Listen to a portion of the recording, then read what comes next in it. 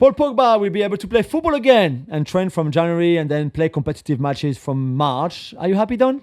I don't know. I've got mixed feelings because it's a little bit like athletes when they get done for performance-enhancing drugs. It's like, should they have a lifetime ban? Yeah. Should that be them absolutely finished? Should a footballer be absolutely finished? Well, you shouldn't take enhancing drugs for a start. So I think the ban getting sort of rescinded to just over a year. I think that's what he served. Months, from 4 years to 18. But he served about a year, hasn't he? Just over a year. Yeah, September 2023. Was that feels as though that ban should have been upheld or at least done at 2 or 3 years. It's almost like saying, well, you got, 3.5 years ban, but we're just going to make it a year. Good. I don't know. You want the player to have learnt his lesson for sure and never do it again. I guess where I'm coming from is if it happened once, bit of a ban, 2-year ban. If you ever do it again, lifetime ban. Yeah. I don't think you can keep on doing it. So hopefully for Paul Pogba's sake. I mean, he says that it was food supplement that a friend gave him. So this is what I'm saying. Yeah, and I think Kaz believed him that it was true in his word, that it was because there was many little things that sometimes, especially in our day, weren't aware of. So the Vicks inhaler that's got something in it where it's not obviously not approved. So but you have to check it with your doctors. But if it's in your diet, how do you legislate for that a little bit? So I'm just happy for him. I think where do you think he might go? Saudi? So he's still under contract with Juventus until 2026. So I think we all expect, and sources are telling ESPN that this is going to be terminated. Yeah. But both sides are happy. It's not like if Paul wanted to stay at Juve. I think Motta would be happy. I think Juve will be happy. And also they built a squad without him in midfield because they thought he was going to be banned for 4 years and they would cancel the contract. They have other players. Maybe it doesn't suit either. I think the plan. It sort of just makes sense. Yeah. Clean break. And then MLS, Saudi, somewhere in Europe, going back to France, going back to England. So I don't think anyone touches him in England.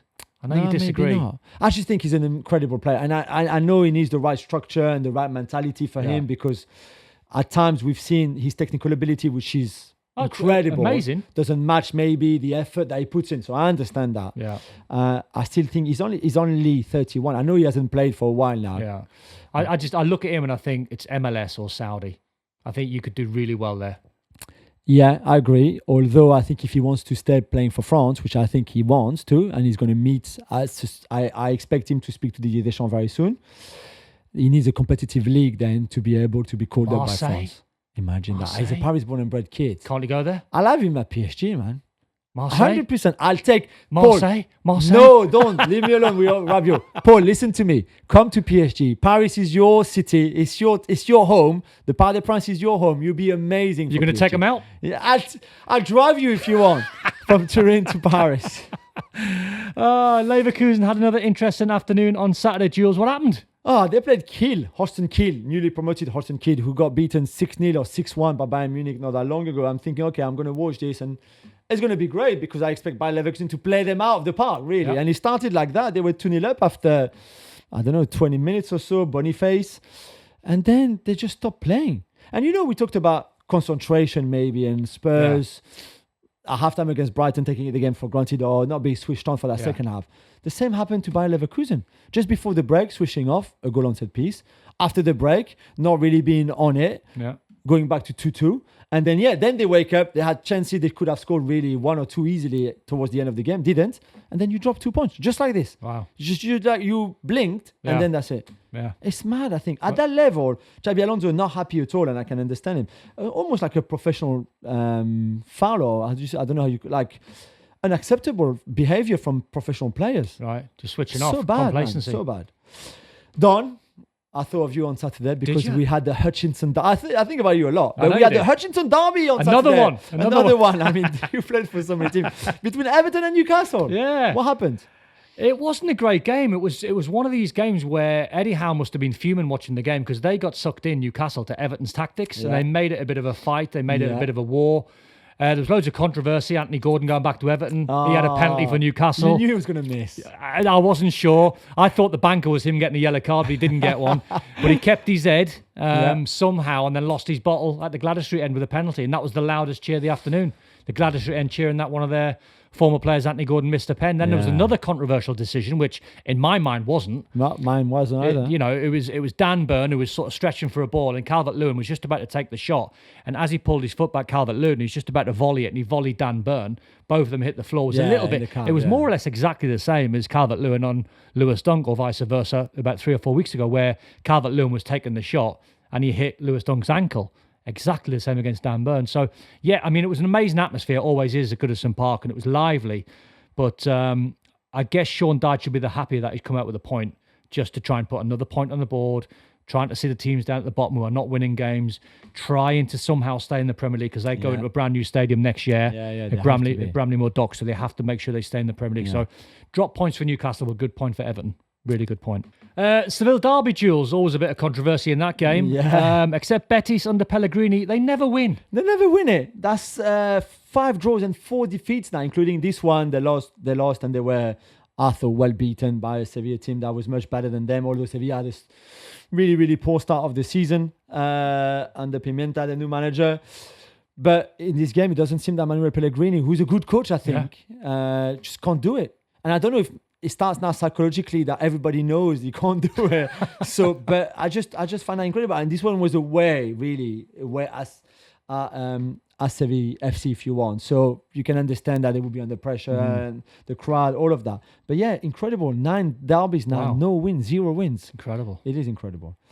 Another of your former clubs. Another one. Another one. West Ham finally managed to win at home. Well done to Julien Lopetegui. Yeah, he needed it, Massively. No wins at home so far for West Ham against Ipswich, where you think and you look and you go, right, if they don't beat Ipswich even early on in the league, Lopetegui's going to be under pressure. But you know what he done? He played the players in the right position. So I don't know about you, but I love Jared Bowen. Yeah. But I don't think he's a number 9. I was chatting to Jermaine Defoe last night. We both said he's better on the right-hand side where he's facing goal. Absolutely. He played him on the right-hand side and he played Antonio, who was massively impressive in the game, who led the line really well at 34. Kudos played on the left-hand side. They had the players in the right positions. They played with a bit of intensity in a game where they had to win. The fans were quite behind them, as they normally are. And they scored pretty early on in the game, which gave them a bit of help. Ipswich made lots of mistakes in the game. But from Lopetegui's point of view, he will look at that performance. He'll say, that's the bar. That's the bar that we've set. Now we've got to carry on playing. Got some fixtures coming up where they're going to be a little bit tricky, but he has to sort of win them to try and get away from the bottom half. But yeah, quite impressive. They played some good football as well. So there's 4 teams who haven't won yet this season. Yeah. Gary O'Neill at Wolves. Palace, Glasner. Ipswich. And then Ipswich and Southampton. So McKenna and Russell Martin. Plus, I guess you can put Leicester and Cooper and Lopetegui and West Ham maybe in the mix of where if there's one manager to get sacked, I mean, Ten Hag is out of the competition. But who do you think he's not even in the conversation? Ten Hag's not even in the conversation in his own league. But from the ones towards the bottom, who do you think is the most under pressure? I know I put you a little bit on the spot. That was not part of the show initially, but it's difficult. I think Russell Martin springs to mind because they keep playing the same way all of the time. And I don't mind what he sort of says, where he keeps saying, like, we've come up from the Championship and we've played a certain way, where I'm not just going to abandon that and play a completely different way. I get the process and I get what he's thinking, but you have to. Because you can't be this open. I know. And also in the game when and I think he's referring to the game last week where they did quite well in the Premier League last week, but lost the game. But I said last night working on the Premier League, what you have to do is you have to manage a game. Now, when Southampton scored against Arsenal, within 4 minutes they give a goal away. Yeah, they give a ball away in the middle of midfield. And then all of a sudden you're back to 1-1 against a team like Arsenal. Then the momentum. We've seen the game. After that goal, you knew. Yeah, so what you have to do, you've got a 15-minute block where you've got to go defensive and say, right, if we have to get to half-time or if we have to try and manage the game to try and get to whatever the timeline is, we'll do it. Yeah. But you go 1-1, you know what's happening. It's going to be 2-1. When you're chasing the game, it's going to be 3-1 or more. Exactly. So he's got to find a way.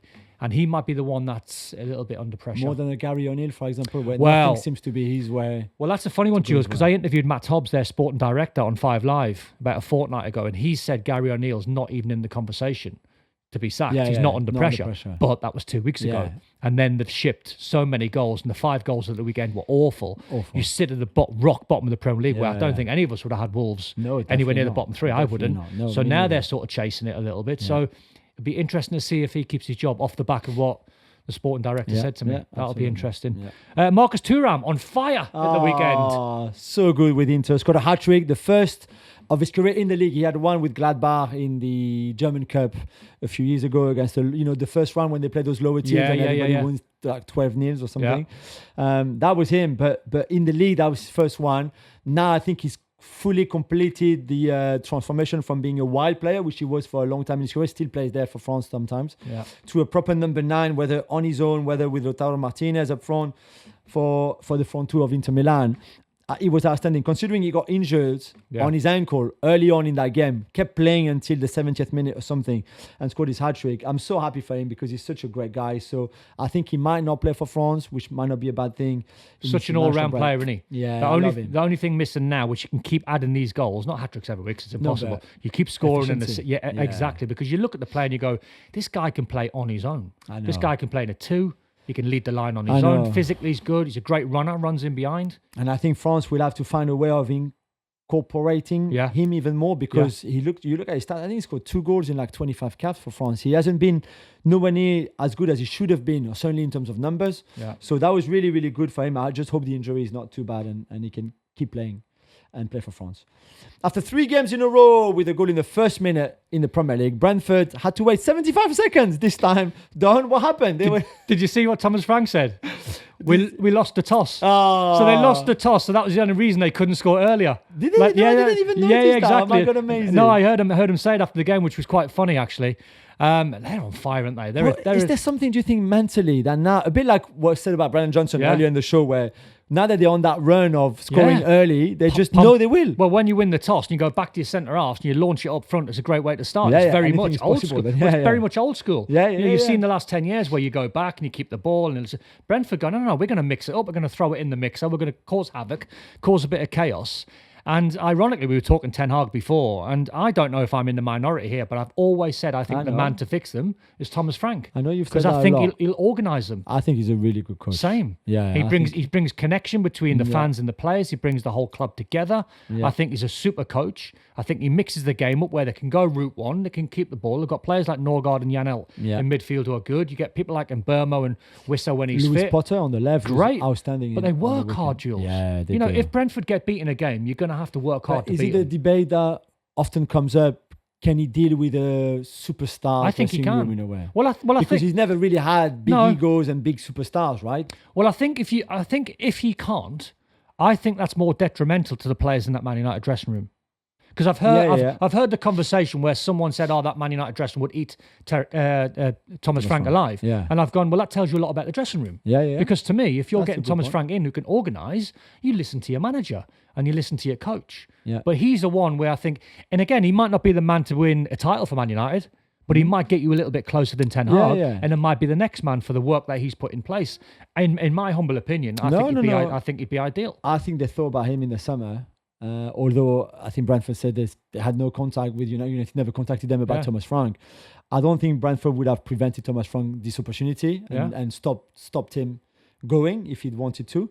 But yeah, you're right. And I'm even outside of United, a bigger club than Brentford. I love Brentford and everything that they're doing. Even Liverpool, he would have been on the conversation list. I think clubs looking for coaches. In might not be the number one Europe. candidate, but when you have a 3 or 4 managers that you're going to choose from, I'd be surprised ever if Thomas Frank's not in a conversation for someone. I'm with you. Dortmund at it again. I mean, the most unreliable team I think I've ever seen. Yo-yo season continues. This time they lost away at Union Berlin, who are not good, let's be honest. I mean, Union Berlin worked really hard. They run a lot. They run like 126k or something crazy in the game as a team. But I just don't understand. Don. I don't get it. And maybe Nuri Sahin is just not good enough. I think it might be in their DNA, because I think you look at all the coaches over the years. Yeah, true. Every time I've turned on and watched the Dortmund game, they'll beat loads of teams. They normally play Mainz and lose. It's like every season. It is. And now it's Union Berlin. It's so true. It's so true. I mean, the weekend before against Bochum, they were 2-0 down, and I'm watching and I'm like, how is this even possible with the players you have? And it was the same in this game. They were just horrific at times. It's like it's in the fabric of the club, isn't it? Yeah, but a couple do you of think the players don't care? Because no, I don't know what it is. As a player, I would be absolutely horrified by my own team's performance. I promise you. And the Jekyll and Hyde performance. But they don't seem to care, because otherwise they would fix it. I don't know why it's wrong. I mean, the Bayern last day of the season a couple of years when Bayern won the league and Dortmund were cruising to about 10 seconds to go. That just sums them up. Yeah, but they're a great club, great side to watch. But where do you go if you're they don't have an owner, but if you're like the sporting director or the CEO or the president? If you change again manager, I mean, maybe Sahin is not good enough. I don't know. But like, where do you go from there? Because you're right, it's not new. It's been like that for a few years now. Yeah, it's just in the fabric of the club. Isn't it? I literally don't know how you fix it. Alvaro Morata, who, as you know now, is a Milan player, is not happy after the mayor of Corbetta. This is an incredible story. Corbetta is a small, posh town near Milan, where Morata decided to live, where the mayor of that little town told the whole world on social media that Morata has moved into his town. You can just imagine Morata's business. That's all right. That's all right. But you don't give your address away, do you? And his phone number. And he's an Inter fan, apparently. Yeah, he is as well. I mean, only in Milan or only in Italy. Yeah, absolutely. Could that happen? What's he thinking of? I don't know. I guess publicity for his town. Like, hey, look, we've attracted one of the best players in the world. I could imagine that a little. Yeah, I could see that. But you didn't give the player's address away, do you? Surely not. I mean, that's illegal. Oh my God. And crazy. Corbetta is such a small town. It would be easily... You could find Alvaro Morata there, I guess, very easily once you know that he lives there. Look for a coffee shop. You'll be in there somewhere. Imagine? If you're Morata, would you actually decide to move and just not decide to live there? Well, no, but I mean, you can't stay in the same address that the mayor just give your address off, can you? It's madness. Oh my God. He's trolled him big time, hasn't he? Yeah, massive amazing. Lassana Diarra is not a player anymore, Jules, but he's still getting the headlines. He might change the game forever. Yeah, and I think, Don, this is we're just at the beginning of this whole story. But when he was still a player, he was playing in Russia, wanted to leave his club, was not allowed because he was still under contract. So challenged FIFA, basically, went to court saying, listen, this is not normal that a player who wants to leave a club, even if he's still under contract, is basically kept at the club against his own desire. Right. And the court, the EU court, basically, to make it simple, on Friday ruled in favor of Lassana Diarra against FIFA in the sense that as a player, you should not be not allowed to free yourself from a contract that you want to rescind, basically. Yeah. So it's only the beginning. There will be more appeal. I think there will be more context added to it because... So he's basically saying, because I'm not playing,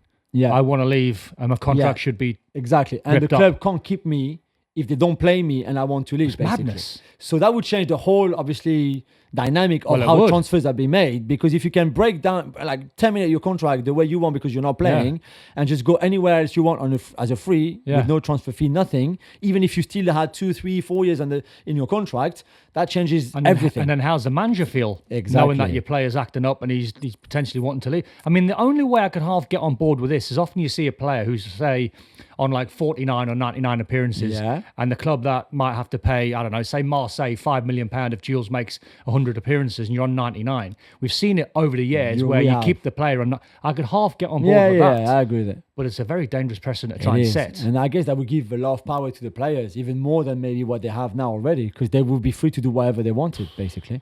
So I think there's more to come from that story, but I think it was important to highlight that. That's what happened on Friday.